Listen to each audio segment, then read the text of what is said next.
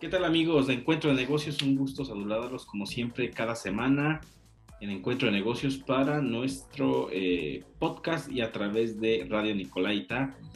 Nos acompaña hoy nuestro amigo Rodrigo Ortiz, como siempre, el análisis de la Bolsa de Valores, economía y finanzas. Mi estimado Rodrigo, como siempre, un gusto tenerte aquí en el programa.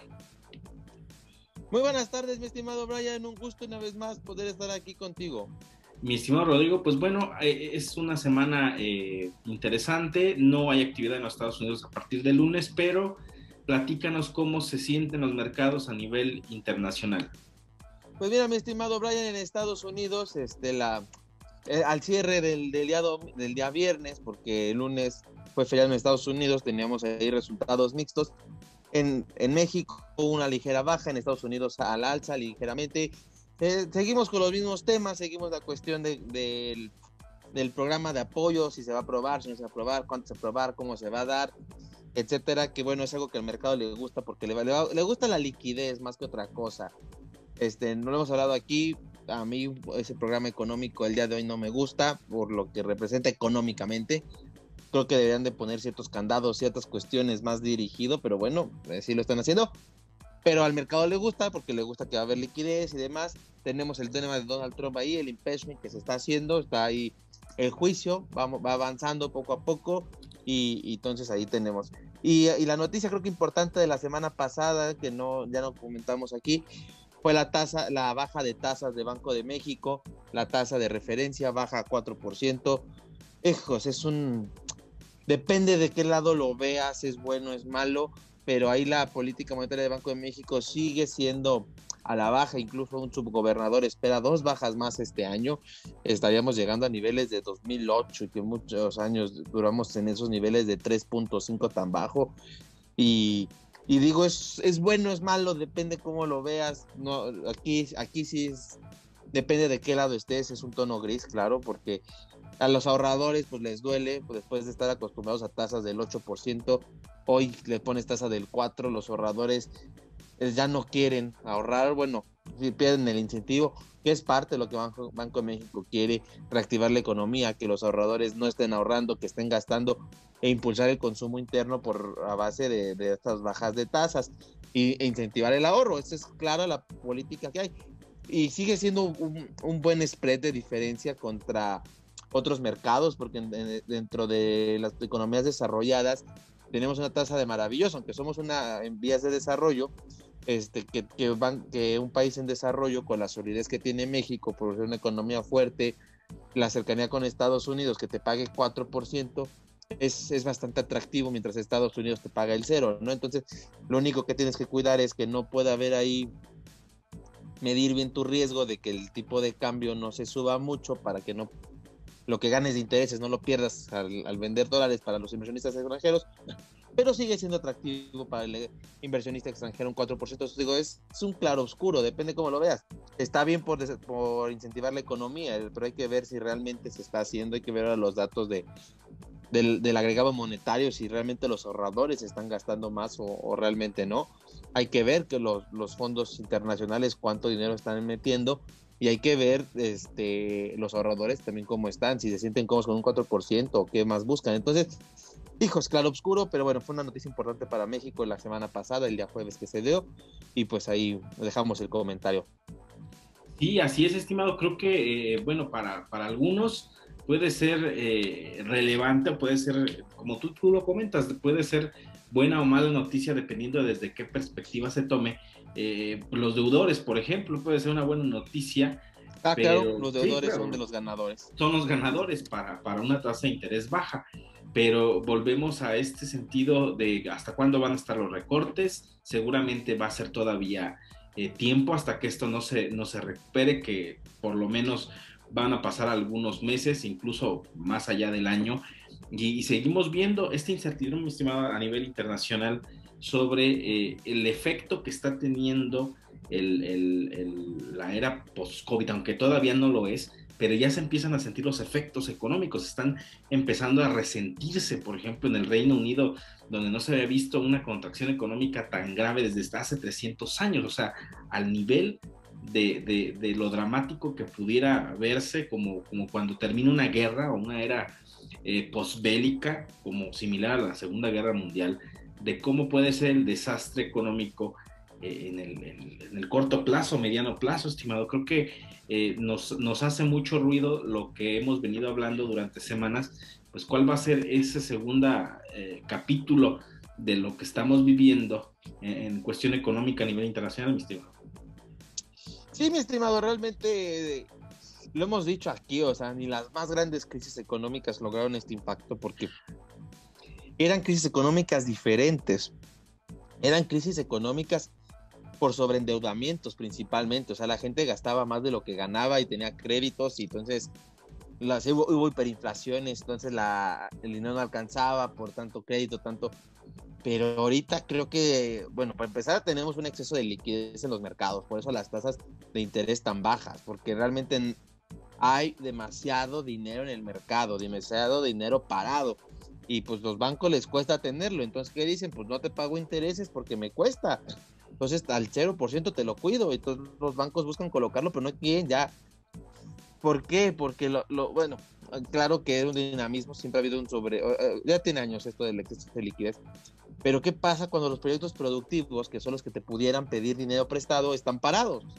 Y entonces tú mismo decides como banco cerrar la llave por el riesgo de crédito que pudiera existir de que no te paguen. Entonces prefiero no pagar, o sea, quedarme con el dinero en la caja, pero no arriesgarlo porque ahorita tengo 100 pesos, a lo mejor después tengo 98. Entonces, pues mejor cierro la llave y cuido los 100 pesos que tengo.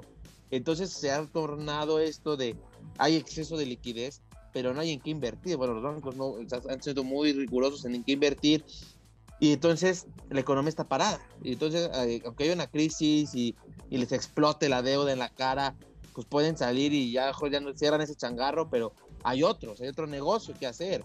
O puedes salir a trabajar de algo, o puedes buscar. Aquí la gente está encerrada.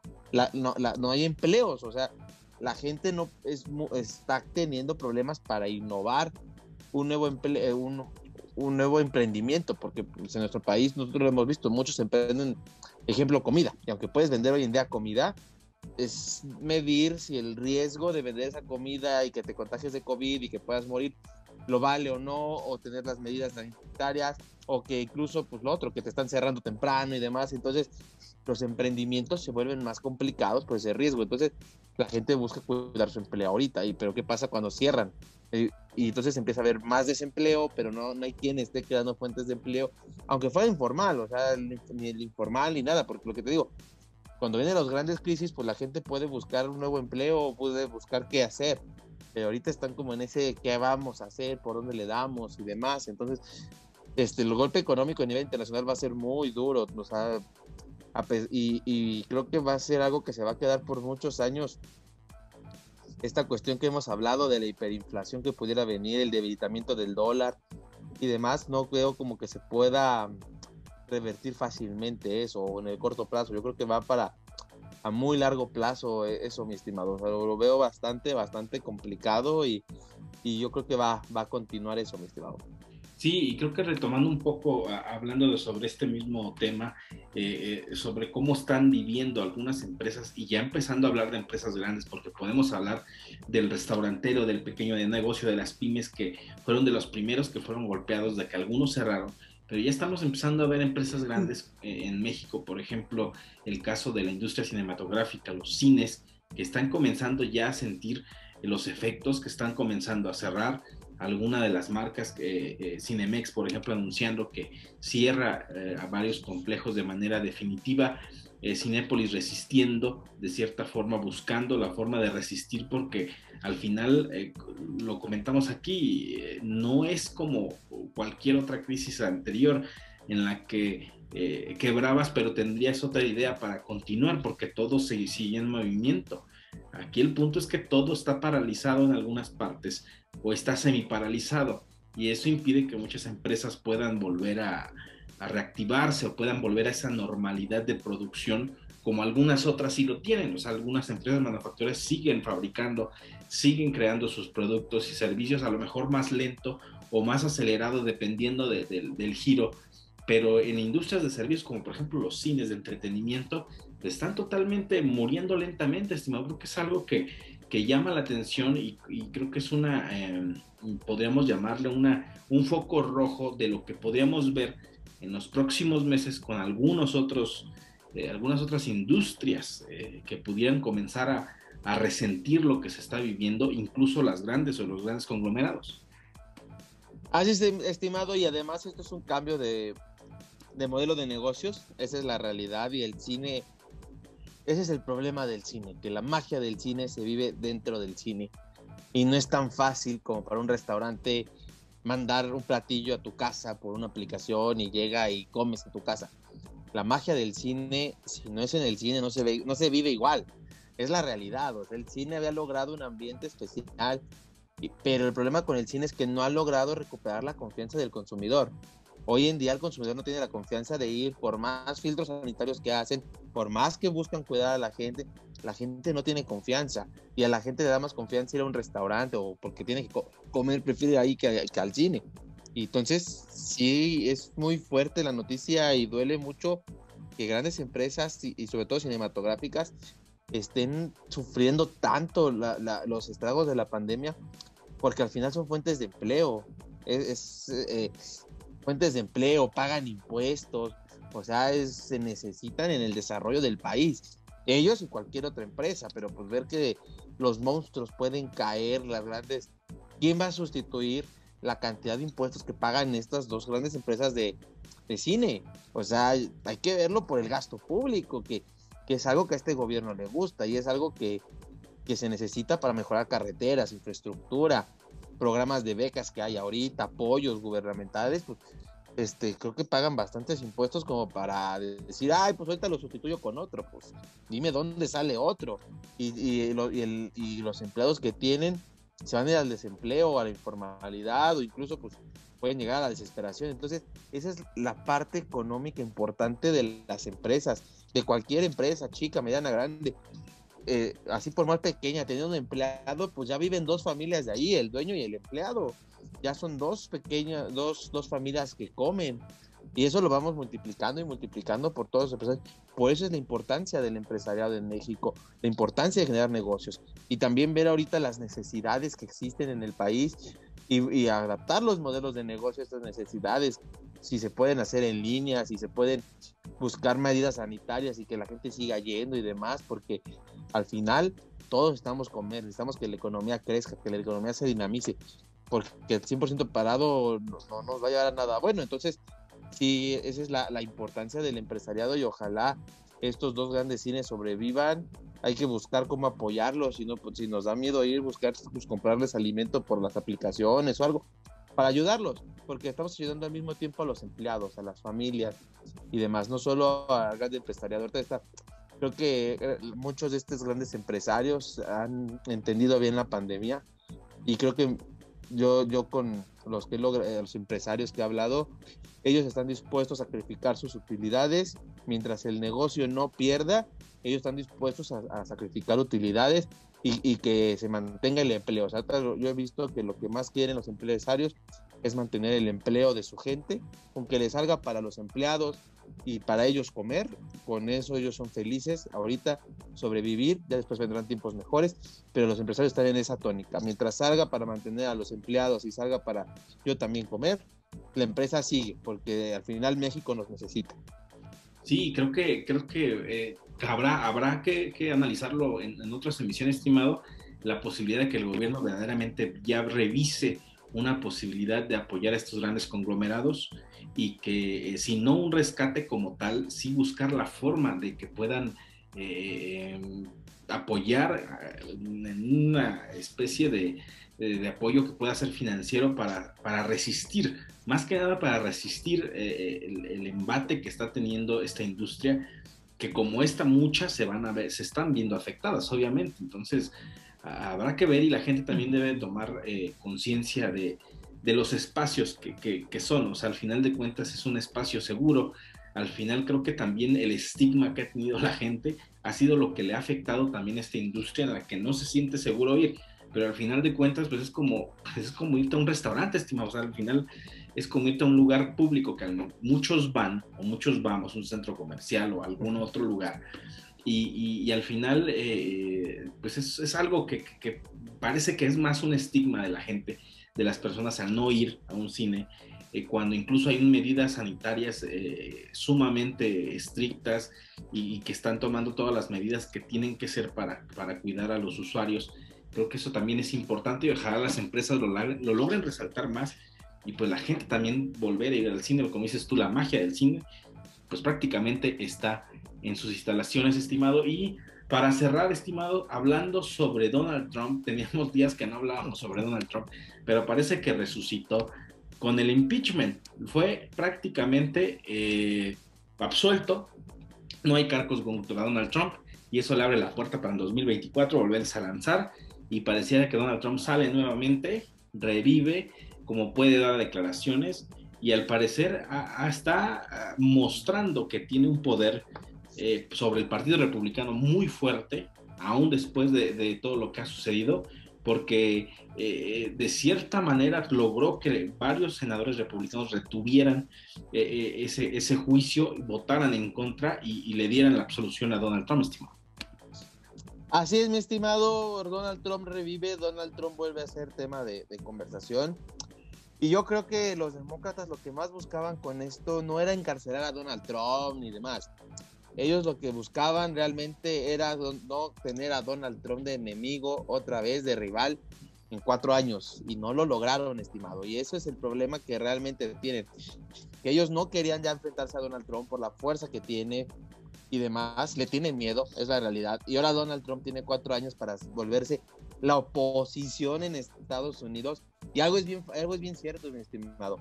Es más fácil ser opositor que estar en el poder. Eso es facilísimo.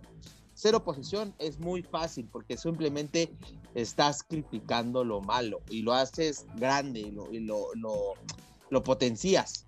Pero estando en el gobierno, tú puedes tomar decisiones correctas que parezcan malas. O puedes tomar la decisión correcta, pero no políticamente correcta. O sea, es lo que se necesita, pero te cuesta políticamente. Y eso, pues estando en el gobierno tienes que hacerlo. Tienes que decidir entre una u otra y pues siendo oposición, pues nomás te vas por las malas y te la llevas más light. Y ahora Donald Trump tiene 4 años para hacer oposición, saliendo a suelto hasta ahorita del impeachment. Veamos qué pasa, pero pues Donald Trump revive, yo creo que revive con más fuerza al librarse por segunda vez de un juicio, mi estimado. Es algo curioso porque nunca había sucedido algo similar. 2 impeachment a un mismo personaje político y le da la fuerza y al parecer, como coincido contigo, creo que desde la oposición va a ser ese golpe que va a estar constantemente, va a ser esa sombra de Joe Biden y los demócratas pues prácticamente están pensando ya en el 2024 porque él va a ser seguramente el candidato, incluso había amagado a los propios republicanos con crear su propio partido y creo que eso también puso a pensar a los republicanos en buscar la manera de no tener a Donald Trump como enemigo y menos si formaba un tercer partido político que en Estados Unidos sería algo sin precedentes porque el Partido Demócrata y el Partido Republicano siempre han sido, es un sistema bipartidista y que Donald Trump creara otro partido sí puso a temblar al sistema como lo hizo desde que se lanzó a la presidencia y pues bueno, va a estar interesante estos 4 años. Yo creo y se ve, porque en los medios muy claramente se ve, obviamente la diferencia entre Joe Biden y Donald Trump, pero hay una cosa que sí se nota y creo que lo mencionaste tú aquí en algún momento, la imagen que mostraba Donald Trump del presidente fuerte, de la persona que dirigía el liderazgo, esa fuerza, y creo que Joe Biden está quedando muy atrás en esa imagen que refleja hacia el mundo, no solamente hacia los estadounidenses, sino al mundo, porque inclusive hay declaraciones, por ejemplo, de Vladimir Putin, que recibió la llamada de Joe Biden y que dijo, yo no voy a aceptar el tono del que me está hablando el presidente de Estados Unidos. Entonces son declaraciones que ponen aún más expuesto a Joe Biden, aun cuando ganó la presidencia, es presidente de Estados Unidos, pero no está mostrando esa otra cara que debería contra ese opositor tan grande como es Donald Trump, estimado. Así es, estimado, yo lo platicamos aquí tú y yo. ambos estábamos en la misma sintonía, que Joe Biden no ganó las elecciones. Donald Trump las perdió por un mal manejo de pandemia, pero es que y porque lo decíamos antes de la pandemia, Donald Trump no tiene rival, Donald Trump se está comiendo a todos los políticos, no hay quien frene a Donald Trump. ¿Quién fue el peor enemigo de Donald Trump? Donald Trump, esa es la realidad. Y sí, yo veo a Joe Biden muy débil, no, incluso hasta sin ruido, o sea, no está haciendo ruido, no está haciendo nada. Está en el poder. ¿Y de quién estamos hablando, estimado? De Donald Trump. Esa es la realidad.